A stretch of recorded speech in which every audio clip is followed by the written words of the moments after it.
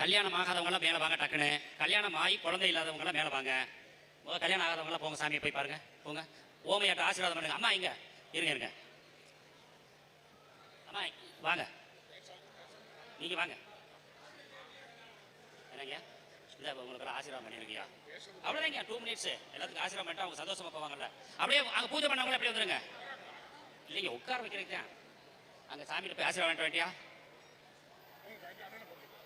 இல்லை நீங்கள் 2 நின்று ஆசீர்வாதம் பண்ணிடுங்க. ஆமாங்க. அப்பா நீங்கள் இங்கே இல்லைங்க, நீங்கள் இங்கே இருங்க. இங்கே நீங்கள் அம்மா கிட்ட நில்லு. ஒரு குழந்தைகளுக்கு ஆசீர்வாதம் பண்ணால் எல்லாருக்கும் கல்யாணம் ஆகும்ல. தம்பி அப்படியே அந்த ஆசீர்வாதம் பண்ணவங்க இப்படி வாங்க, இப்படி வாங்க. என்ன அந்த அம்மா வந்திருக்காங்க? வா ஐயா கிட்ட ஆசீர்வாதம் வாங்க. நல்ல நெடுஞ்சா கடையை விடு, நல்லா விழுடா. சேர்ந்து விழுங்க, சேர்ந்து விழுங்க.